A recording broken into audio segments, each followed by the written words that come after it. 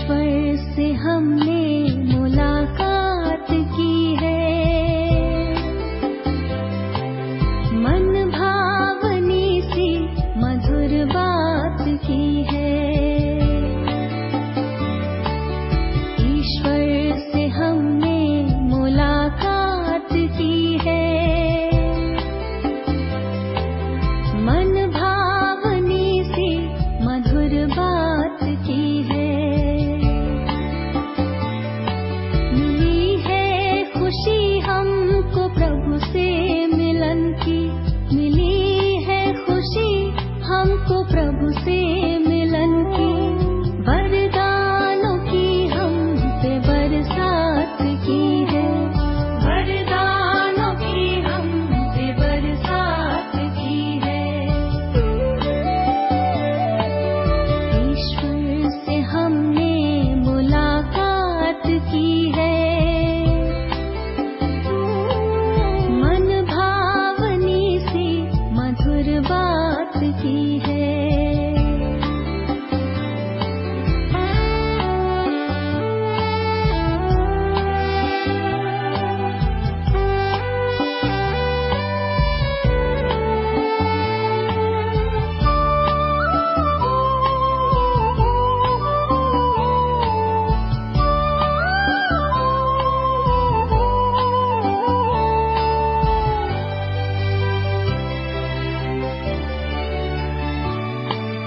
धरती सी है धीरता हमने पाई, मन को गगन सी मिली है ऊंचाई।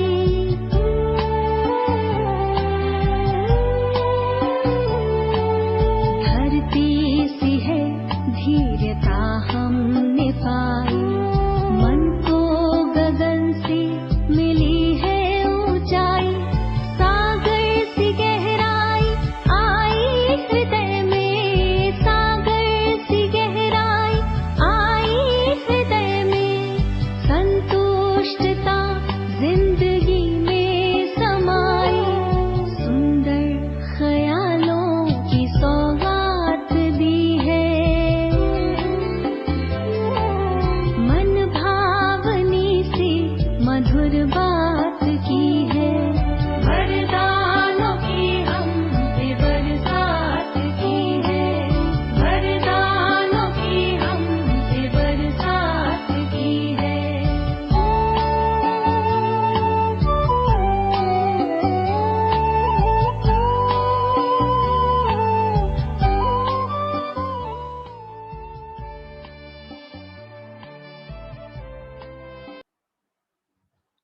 ओम शांति।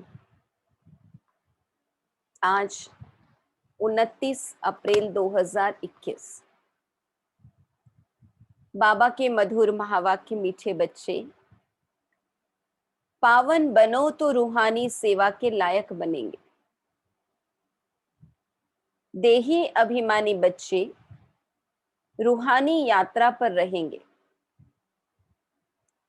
और दूसरों को भी यही यात्रा कराएंगे।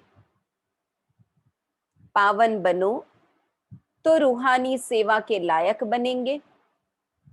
देही अभिमानी बच्चे रूहानी यात्रा पर रहेंगे, यानी जो आत्माभिमानी स्थिति में होंगे वो बाबा को याद करते रहेंगे और दूसरों को भी यही यात्रा कराएंगे, यानी दूसरों को भी बाबा की याद दिलाएंगे। बुद्धि को स्वयं भी बार बार परम धाम ले जाएंगे, औरों को भी अपनी बुद्धि को बार बार परम धाम ले जाने की प्रेरणा देंगे।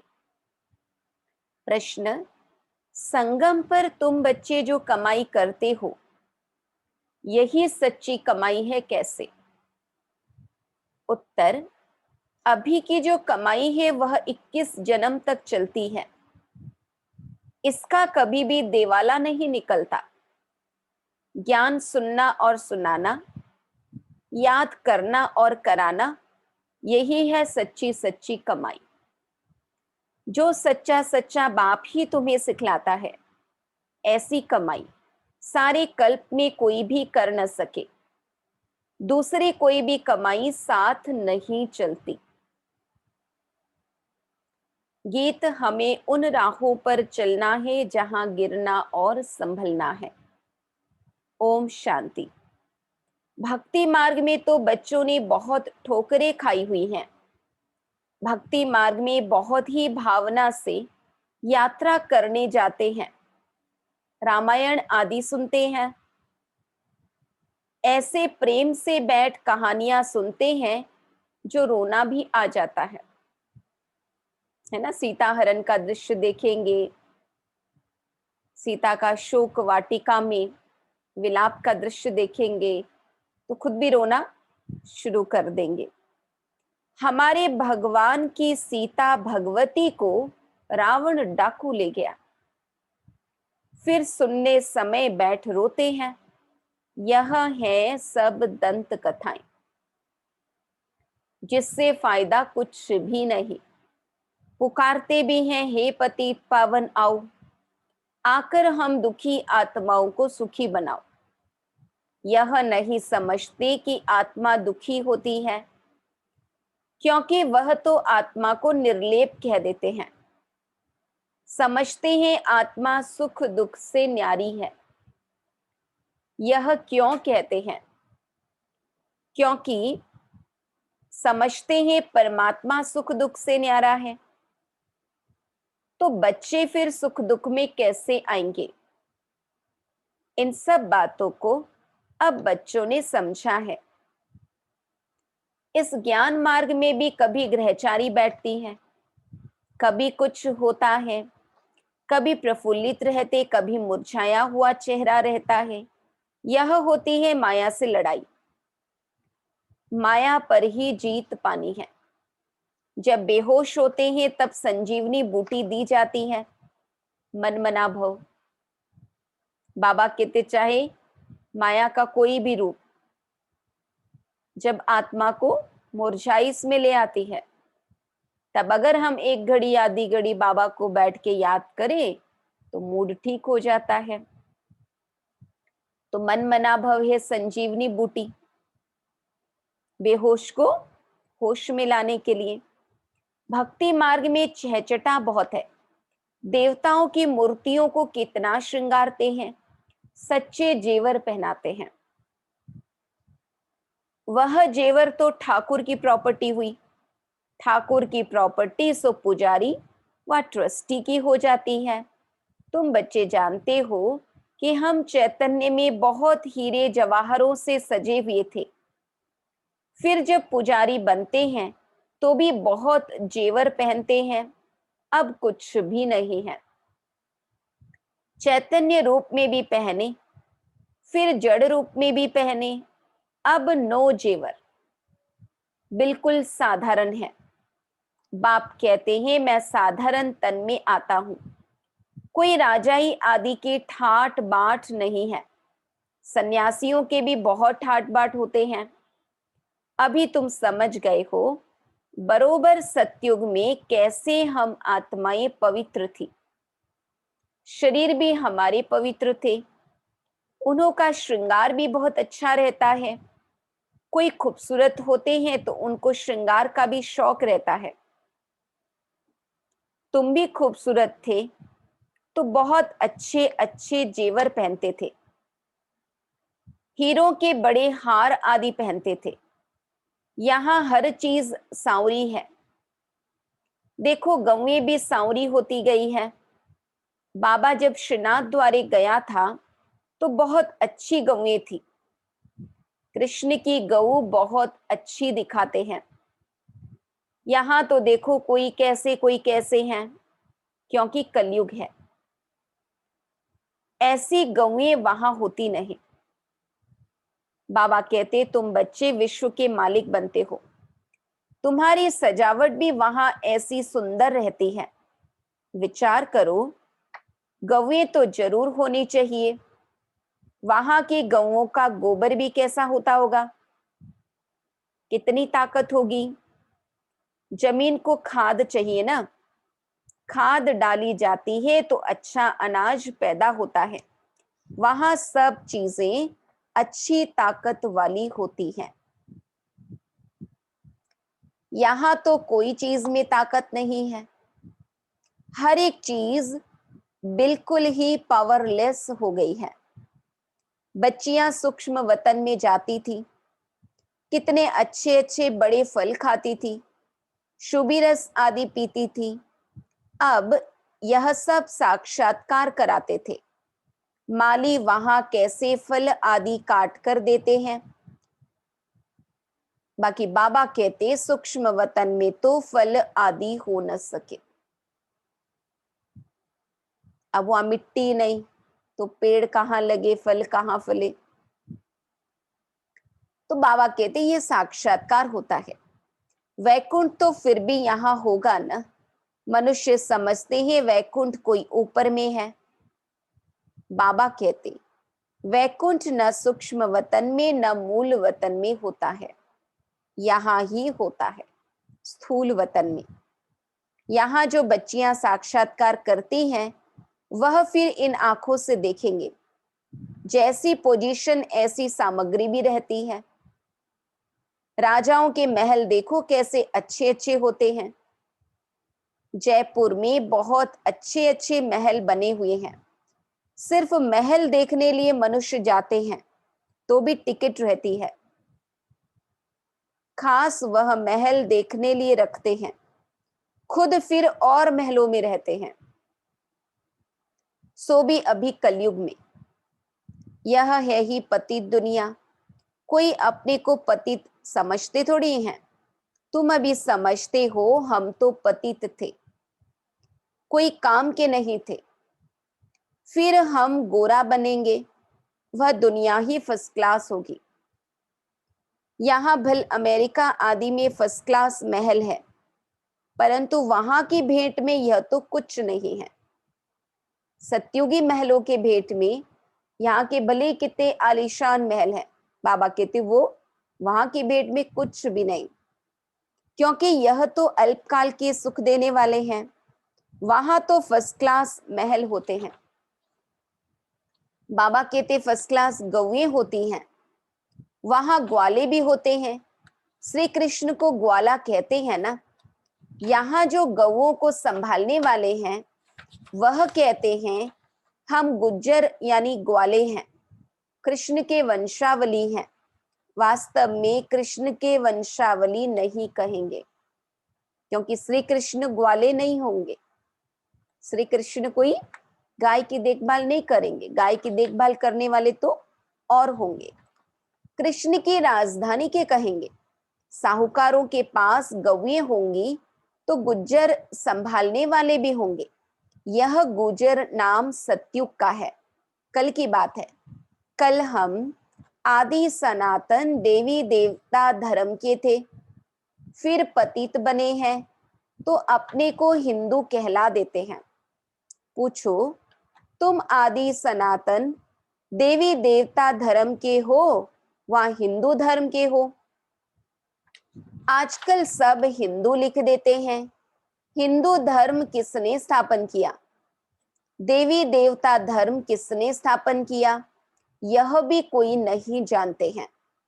बाबा यह प्रश्न पूछते हैं, बताओ आदि सनातन देवी देवता धर्म किसने स्थापन किया? शिव बाबा ब्रह्मा द्वारा कर रहे हैं। राम व शिव बाबा की श्रीमत पर आदि सनातन देवी देवता धर्म स्थापन हुआ। फिर रावण राज्य होता है, विकारों में जाते हैं, भक्ति मार्ग शुरू हो जाता है, तब हिंदू कहलाने लगते हैं। अभी अपने को कोई देवता कह न सके, क्योंकि वो दैवी गुण है नहीं। रावण ने विशेष बनाया, बाप आकर वाइसलेस बनाते हैं। तुम ईश्वरीय मत से देवता बनते हो, बाप ही आकर तुम ब्राह्मणों को देवता बनाते हैं। सीढ़ी कैसे उतरते हैं यह तुम बच्चों की बुद्धि में नंबरवार बैठता है। तुम जानते हो और सभी मनुष्य आसुरी मत पर चल रहे हैं और तुम ईश्वरीय मत पर चल रहे हो। रावण की मत से सीढ़ी उतरते आए हो। 84 जन्मों के बाद फिर पहला नंबर जन्म होगा। ईश्वरीय बुद्धि से तुम सारे सृष्टि के आदि मध्य अंत को जान जाते हो। यह तुम्हारा जीवन बहुत अमूल्य है। बाबा कहते इनकी बहादुरी है, जबकि बाप आकर हमको इतना पावन बनाते हैं। हम रूहानी सेवा के लायक बनते हैं। वह है जिस्मानी सोशल वर्कर जो देह अभिमान में रहते हैं। तुम देही अभिमानी हो। देही मतलब आत्मा। तुम आत्म अभिमानी हो। आत्माओं को रूहानी यात्रा पर ले जाते हो। रूहानी यात्रा यानी मन बुद्धि से परम धाम चले जाना। बाप समझाते हैं तुम सतो प्रधान थे, अभी तमो प्रधान बने हो। सतो प्रधान को पावन, तमो प्रधान को पतित कहा जाता है। आत्मा में ही खाद पड़ी है। आत्मा को ही सतो प्रधान बनाना है। जितना याद में रहेंगे उतना पवित्र बनेंगे, नहीं तो कम पवित्र बनेंगे। पापों का बोझा सिर पर रह जाएगा। आत्माएं तो सभी पवित्र होती हैं, फिर हर एक का पाठ अलग है। सबका एक जैसा पाठ हो न सके। सबसे ऊंच बाबा का पाठ, फिर ब्रह्मा सरस्वती का कितना पाठ है। जो स्थापना करता है वही पालना भी करता है। ब्रह्मा बाबा स्थापना के निमित्त बने, अब ब्रह्मा बाबा ही विष्णु बन के सतयुग में पालना भी करेंगे। बड़ा पाठ उनका है। तो बाबा कहते बड़ा पाठ उनका है। पहले है शिव बाबा, फिर है ब्रह्मा सरस्वती जो पुनर्जन्म में आते हैं। शंकर तो सिर्फ सूक्ष्म रूप धारण करते हैं। ऐसे नहीं कि शंकर कोई शरीर का लोन लेते हैं। कृष्ण को अपना शरीर है। यहां सिर्फ शिव बाबा शरीर का लोन लेते हैं। पतित शरीर पतित दुनिया में आकर सेवा करते हैं, मुक्ति जीवन मुक्ति में ले जाने की। बाबा कहते पहले मुक्ति में जाना पड़े, पहले आत्मा परमधाम वापिस जाएगी। नॉलेजफुल एक ही बाप पतित पावन है, उनको ही कहते हैं शिव बाबा। शंकर को बाबा कहते शोभता नहीं है। शिव बाबा अक्षर बहुत मीठा है। शिव के ऊपर कोई अक चढ़ाते हैं, कोई क्या चढ़ाते हैं, कोई दूध भी चढ़ाते हैं। बाप बच्चों को अनेक प्रकार की समझानी देते रहते हैं। बच्चों के लिए समझाया जाता है सारा मदार योग पर है। योग से ही विकर्म विनाश होंगे। योग वाले को ज्ञान की धारणा भी अच्छी होगी। अपनी धारणा में चलते रहेंगे, क्योंकि फिर सुनाना भी पड़ता है। यह है नई बात। भगवान ने जिन्हों को डायरेक्ट सुनाया उन्होंने ही सुना, फिर तो यह ज्ञान रहता ही नहीं। अभी बाप तुमको जो सुनाते हैं वह अभी तुम सुनते हो। धारणा होती है, फिर तो प्रारब्ध का पाठ बजाना होता है। ज्ञान सुनना सुनाना अभी होता है। सतयुग में यह पाठ नहीं होगा, वहां तो है ही प्रारब्ध का पाठ। मनुष्य बैरिस्ट्री पढ़ते हैं, फिर बैरिस्टर बन कमाते हैं। यह कितनी बड़ी कमाई है, इनको दुनिया वाले नहीं जानते। तुम जानते हो, सच्चा बाबा हमको सच्ची कमाई करा रहे हैं। इनका कभी देवाला निकल न सके। अभी तुम सच की कमाई करते हो, है ना। उस दुनिया की कमाई तो कभी चोर लूट भी सकते, कभी आपका महल, आपकी चीजें भूकंप में जमीन के नीचे धंस गई, ये भी हो सकता। कभी बैंक में आपने जमा कर रखा और बैंक ही बैंकक्रप्ट हो जाता तो आपको कुछ मिलता ही नहीं, कुछ भी हो सकता है। लेकिन बाबा के पास जो हम कमाई जमा कर रहे हैं, बाबा कहते वो सच्ची कमाई है, उसका रिटर्न हमें निश्चित रूप से मिलेगा। तो बाबा कहते यह साथ देने वाली है, तो ऐसी कमाई को साथ देना चाहिए। तो बाबा कहते इनका कभी देवाला निकल न सके। अभी तुम सच की कमाई करते हो, वह फिर 21 जन्म साथ रहती है, वह कमाई साथ नहीं देती।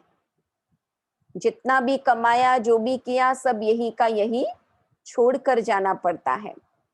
यह साथ देने वाली है, तो ऐसी कमाई को साथ देना चाहिए, यानी ऐसी कमाई में समय देना चाहिए। यह बातें तुम्हारे सिवाय और कोई की बुद्धि में नहीं है। तुम्हारे में भी घड़ी घड़ी कोई भूल जाते हैं। बाप और वर्षे को भूलना नहीं चाहिए। बस बात एक ही है, बाप को याद करो।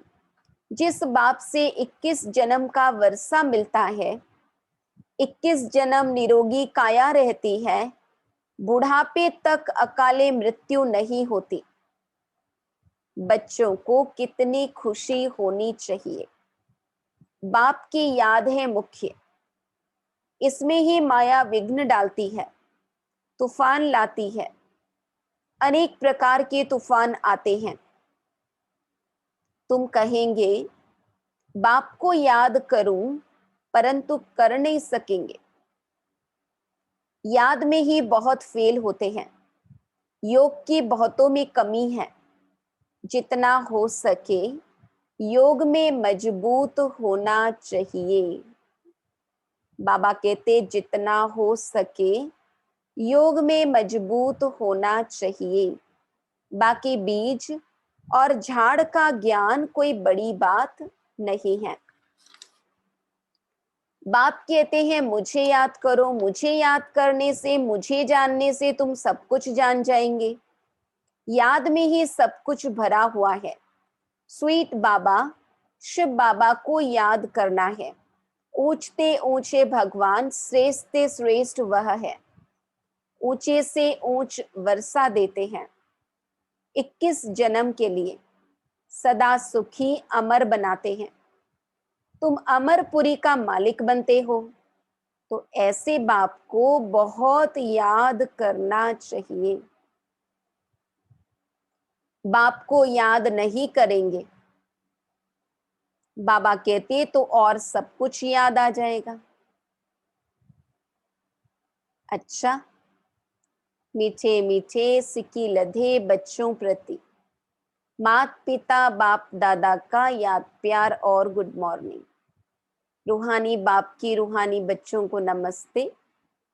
हम रूहानी बच्चों की रूहानी बाप दादा को याद प्यार गुड मॉर्निंग और नमस्ते। धारणा के लिए मुख्य सार, यह ईश्वरीय जीवन बहुत बहुत अमूल्य है। इस जीवन में आत्मा और शरीर दोनों को पावन बनाना है।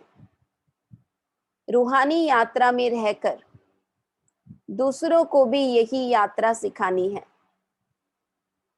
जितना हो सके सच की कमाई में लग जाना है। निरोगी बनने के लिए याद में मजबूत होना है। वरदान, मास्टर नॉलेजफुल बन, अनजान पने को समाप्त करने वाले ज्ञान स्वरूप योग युक्त भव।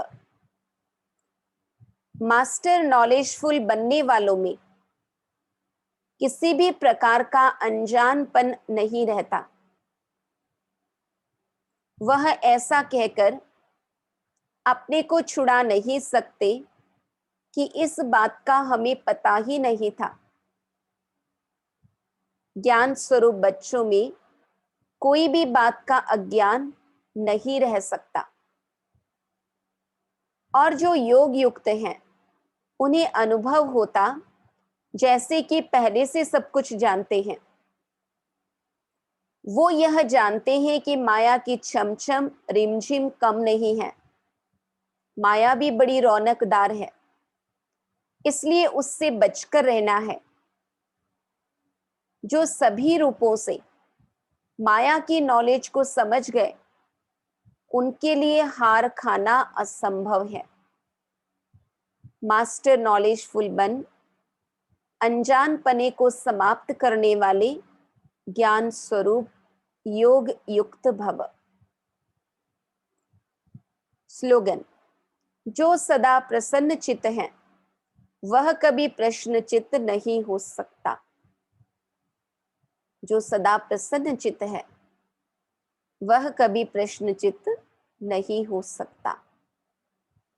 ओम शांति।